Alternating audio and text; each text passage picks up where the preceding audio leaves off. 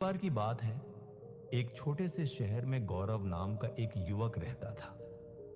वह बहुत ही आलसी था और अपने जरूरी कामों को हमेशा टालता रहता था, जिसके कारण वो अपनी पढ़ाई में अच्छा स्कोर नहीं कर पा रहा था। उसके परिवार वाले उससे हमेशा कहते थे, बेटा, समय का मूल्य समझो। जो समय अभी तुम बर्बाद कर रहे हो वह कभी वापस नहीं आएगा। लेकिन वह हमेशा उनकी बातों को नजरअंदाज कर देता था। वह सोचता, अभी तो बहुत समय है, बाद में कर लूंगा।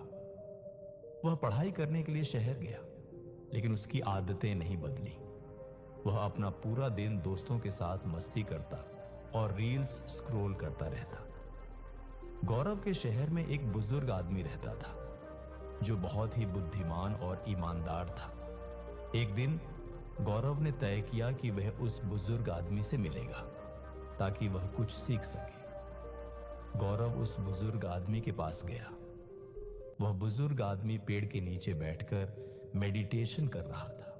गौरव ने उसे नमस्कार किया और कहा, मेरी मदद कीजिए, मैं जिंदगी में विफल हो रहा हूं।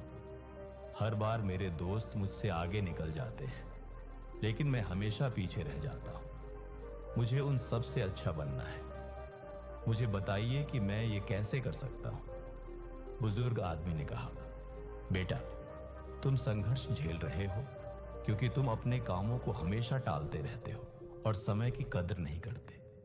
मैं तुम्हें एक कहानी सुनाता हूं, जिससे तुम समय के मूल्य को समझ सकोगे। बुजुर्ग आदमी ने कहानी शुरू की। एक बार की बात है, एक राजा था जो बहुत दयालु था। वह अपनी जनता से बहुत प्यार करता था और उनकी मदद किया करता था। एक दिन उसे एक व्यक्ति मिला जो बहुत ही आलसी और गरीब था। उसके पास न तो पैसे थे, न ही नौकरी और न ही इज्जत। वह हमेशा अपनी परेशानियों का दोष दूसरों को देता था। राजा ने उससे उसकी जिंदगी और उसकी परेशानियों के बारे में पूछा।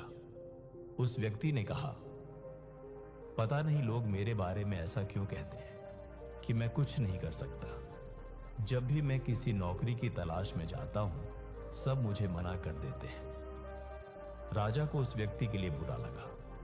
राजा ने कहा, एक सौदा करते हैं। सूर्य अस्त होने से पहले तुम मेरे राज दरबार में आना और जितना सोना चांदी तुम ले जा सको उतना ले जाना। वह सब तुम्हारा होगा। आदमी बहुत खुश हो गया और राजा को धन्यवाद कहा। वह अपने घर की ओर दौड़ा और उसने अपनी पत्नी को सब कुछ बताया। उस व्यक्ति की पत्नी भी बहुत खुश हुई और कहा, जाओ और जल्दी से सोना चांदी ले आओ। उस व्यक्ति ने कहा, मैं अभी नहीं जा सकता, मैं भूखा हूं, पहले मुझे खाना दो। जल्दी से उसकी पत्नी ने खाना बनाकर उसे दिया। उस व्यक्ति ने खाना धीरे धीरे खाया। उसने सोचा, उसके पास तो बहुत समय है, खाना खाने के बाद खजाना लेने जाऊंगा।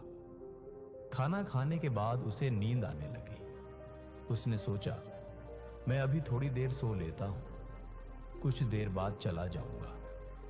उसने सोचा कि वह थोड़ी देर ही सोएगा, लेकिन वह 2 घंटे के लिए सो गया। जब वह सोकर उठा, उसने देखा कि देर हो गई है। उसने जल्दी से कुछ बैग उठाए और राज दरबार की ओर भागा। रास्ते में धूप तेज थी, उसे गर्मी लगने लगी। उसने सोचा, थोड़ी देर पेड़ के नीचे आराम कर लेता हूं, फिर आगे बढ़ूंगा। उस समय पेड़ के नीचे हवा चल रही थी, जिससे उसे फिर नींद आ गई। इस बार वह 4 घंटे के लिए सो गया।